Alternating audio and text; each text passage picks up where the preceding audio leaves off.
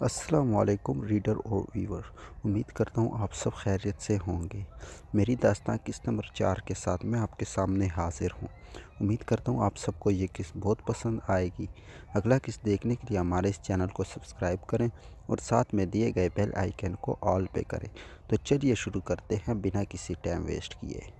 اگلی صبح بہت روشن تھی۔ جنت نے انسٹیٹیوٹ کی تیاری کی اور روم سے باہر نکلی، لیکن جیسے جو وہ جانے لگی تو عائشہ بیگم کی آواز پر رک گئی۔ جنت بیٹا ناشتہ کر کے جاؤ۔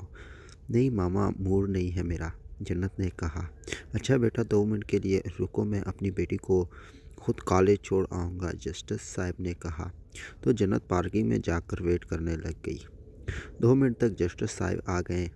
آج میں خود ڈرائیو کروں گا، تم پیچھے والی گاڑی میں جاؤ، جسٹس صاحب نے ڈرائیور سے کہا اور جنت پھر آگے بیٹھ گئی۔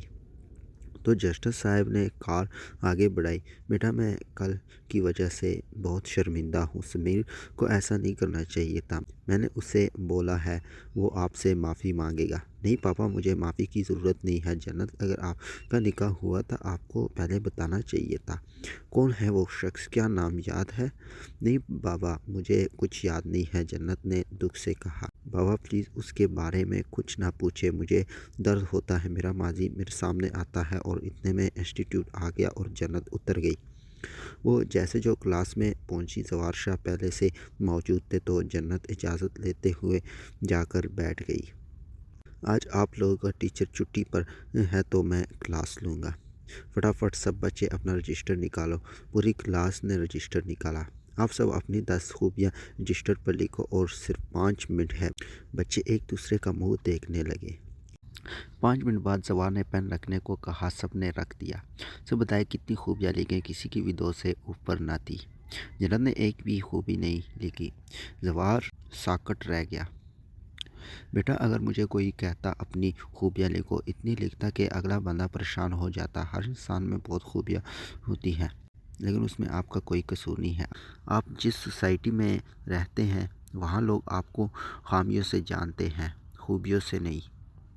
میں یہ نہیں کہتا کہ ہر انسان برا ہے، لیکن بیٹا آپ کوئی غلط کام کرو، لوگ اتنے بار سناتے ہیں کہ آپ سمجھتے ہو آپ برے ہو۔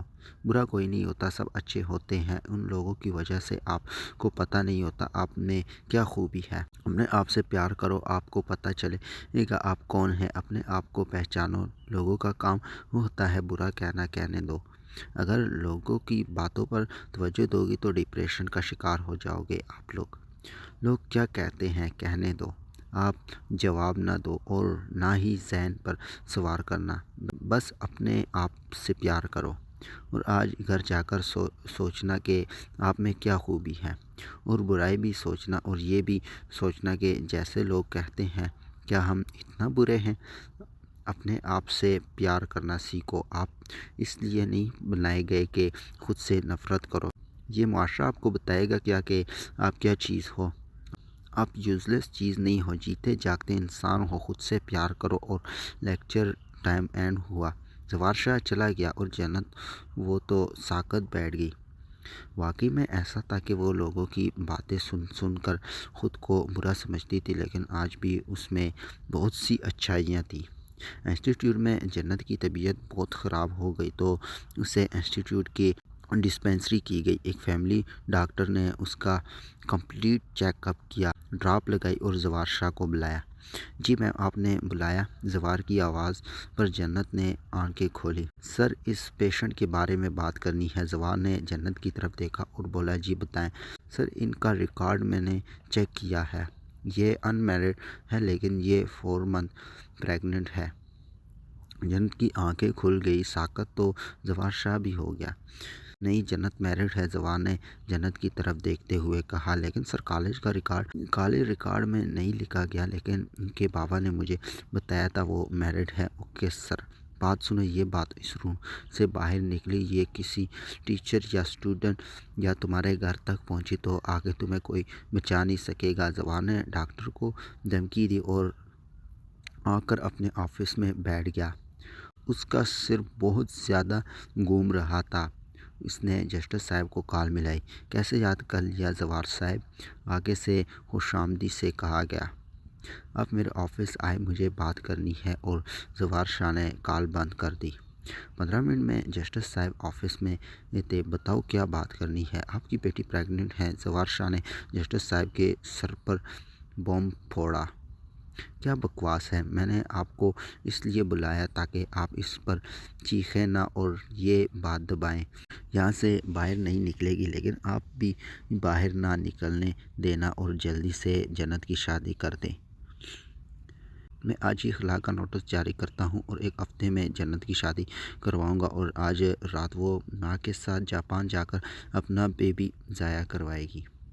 اوکے، جیسے آپ کو مناسب لگے۔ اور جسٹس صاحب جنت کا انتظار کرنے لگ گیا، لیکن زوار شاہ کی آنکھیں بہت زیادہ لال تھیں، اور تھوڑی دیر بعد جنت جسٹس صاحب کے ساتھ گھر آ گئی۔ جسٹس صاحب نے سب کو کمرے میں بلایا۔ عائشہ بیگم، تم اپنے بھائی کے پاس جاپان جاؤ گی اور وہاں اس کا ابورشن کرواؤ گی۔ کسی کا غم میں اپنی بیٹی کے پیٹ میں نہیں برداشت کر سکتا۔ الطاف، وہ بچہ جنت کا ہے، وہ شادی شدہ ہے، اور کسی بچے کو ضائع کرنا قتل کرنا ہوتا ہے۔ آپ ایسے اپنی بیٹی کا بچہ کیوں ضائع کروا رہے ہیں؟ اور وہیں سمیر آ گیا۔ واہ، سب لوگ یہاں موجود ہیں، میں آپ لوگوں کو خوشخبری دینا چاہتا ہوں۔ جنت کو بھی بلاؤ، اسے بھی پتہ چلنا چاہیے۔ تو علیشہ جنت کو بلانے چلی گئی۔ جی، آپ نے بلایا؟ ہاں جنت، یہ تصویر دیکھو۔ جنت نے دیکھا تو وہ اسی بندے کی تھی، منہ پہ کپڑا۔ یہ کہاں سے ملی؟ جنت نے سوالیہ پوچھا۔ یہ نہ پوچھو کہاں سے ملی، یہ پوچھو کہ زندہ چھوڑا ہے یا میں نے قتل کر دیا، سمیر نے غرور سے کہا۔ کیا کیا ہے آپ نے اس کے ساتھ؟ مار دیا ہے سالے کو۔ بابا، آپ ڈیتھ سرٹیفکیٹ کی مدد سے جنت کی طلاق کروائیں اور پھر میرے دوست رمیز سے اس کی شادی کروا دیں، یا پھر اگر آہت کرنا چاہتا ہے تو آہت سے۔ اور جنت سن ہو گئی۔ کیا اس کا بچہ یتیم ہو گیا؟ اور اس کا دل بہت بے چین ہو گیا۔ وہ وہیں بیٹھ گئی۔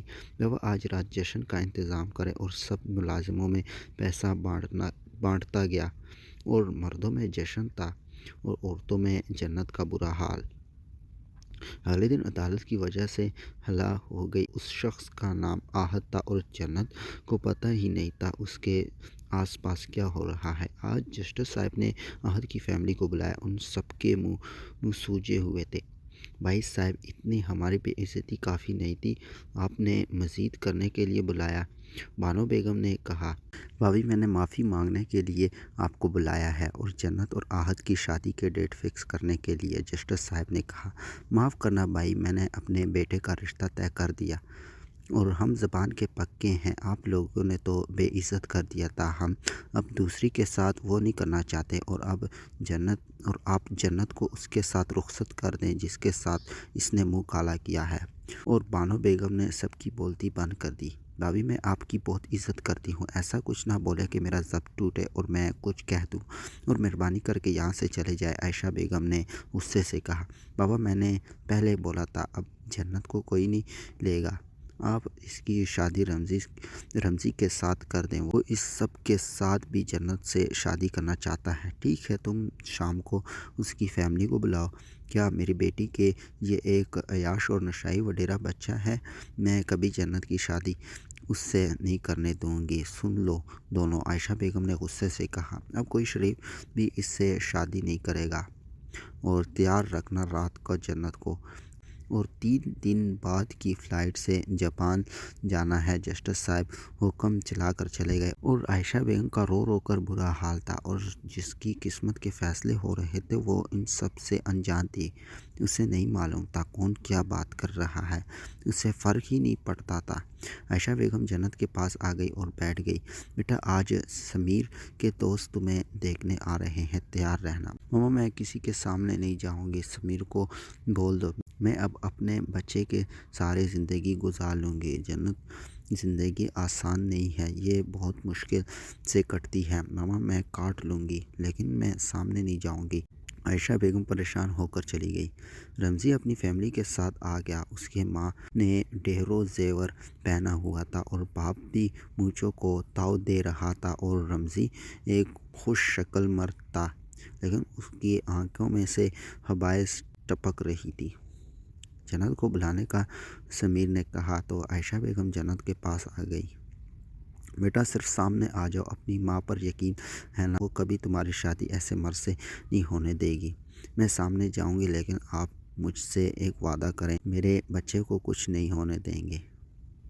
मैं वादा करती हूँ मेरी बेटी, मैं तुम्हारे साथ बुरा नहीं होने दूंगी। और यूं जन्नत नीचे आ गई, लेकिन रमज़ी बिना बड़ों की परवाह किए उसे देख रहा था और जन्नत को लगा वो ज़मीन पे गिर जाएगी। वो शख्स सही गुस्सा करता था उससे निकाब के लिए। काश वो इसका हुक्म मान कर दुपट्टा पहनती, तो आज उसे अपने जिस्म के आर पार उसकी नज़रें बर्दाश्त ना करनी पड़ती। हमें लड़की प्यारी लगी है, लेकिन हमारी एक शर्त है। हमसे ज़मीन ने कुछ नहीं छुपाया और हम चाहते हैं कि जन्नत पहले अपने बच्चे को ज़ाया करवाएं, फिर हम इसकी तबीयत के पेश नज़र शादी की तारीख रखेंगे। रमज़ी की माँ ने कहा, आंटी बेफ़िक्र हो जाएं, 3 दिन बाद जन्नत जापान जाएगी, 1 वीक बाद वापस आएगी और तब हम डेट फिक्स कर लेंगे। और यूँ शाम का अख्तिताम खुशी खुशी हुआ, लेकिन जन्नत के अंदर बाहर खामोशी छा गई। इसका दिल हो रहा था, वो जानती थी वो मर्दों का मुकाबला नहीं कर सकती। वो एक मासूम सी औरत है, लेकिन उसे करना था क्या? वो अपना बच्चा बचा पाएगी? अगली सुबह जन्नत इंस्टीट्यूट पर गई, लेकिन इसने इतना टेंशन अपने सर पर सवार रखी कि बेहोश हो गई। जब होश आया तो ख़ुद को डिस्पेंसरी पाया। थोड़ी देर बाद बुलावा आया कि उसे जवार शाह ऑफिस बुला रहा है, तो जन्नत उनके ऑफिस गई। मैं आई कम इन सर। आ जाओ बेटा, बैठो। पहले भी आपकी तबीयत ठीक नहीं, तो जन्नत आकर सामने बैठ गई। बेटा मैं नहीं जानता आपके साथ क्या हुआ है, और ना ही मुझे कुछ जानने का इंटरेस्ट है, लेकिन बेटा डेली बेहोश हो जाना इस तरह से पढ़ाई नहीं होती। अगर आप पढ़ना चाहती है तो ख़ुद को मेंटली तौर पर सही रखें।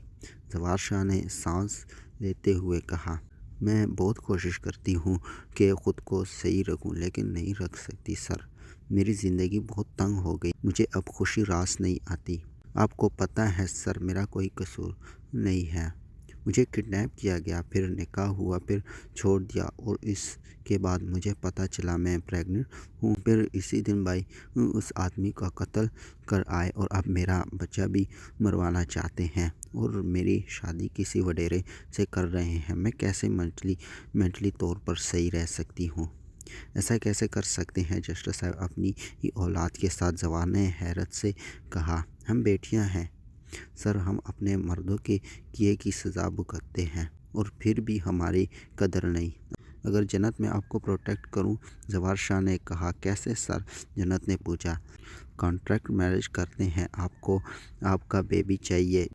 जैसे जो बेबी हो जाएगा तब आप मुझसे अलहदा हो जाइएगा, और मुझे आपसे कुछ नहीं चाहिए। लेकिन सर आप मुझे ये प्योर क्यों देना चाहते हैं? जन्नत ने हैरान होकर पूछा। मेरे घर वाले मेरी शादी करना चाहते हैं, लेकिन मैं नहीं करना चाहता। मुझे करनी नहीं, इसलिए दोनों घरों को तसल्ली हो जाएगी, और फिर हम अलहदा। सर मैं इस बारे में सोचूंगी। ओके बेटा, जितना टाइम लेना है ले लो, लेकिन मुझे कल सुबह जवाब देना। सर क्या आपकी फैमिली को कोई प्रॉब्लम नहीं होगी? जन्नत ने हदशे से पूछा। नहीं, उन्हें कोई मसला नहीं होगा। वो कहते हैं किसी लूली लंगड़ी बहरी या अंधी किसी से भी शादी कर लो, लेकिन करो तो सही। लेकिन बेटा आप परफेक्ट हो, वो कुछ नहीं कहेंगे। आप सोच कर जवाब देना। और जन्नत रूम से निकल आई। क्या जन्नत जवार शाह से कॉन्ट्रैक्ट मैरिज करेगी या रमज़ी से? क्या होता है जन्नत के साथ, उसको सुनने के लिए हमारे साथ मौजूद रहेगा अगली किस्त में।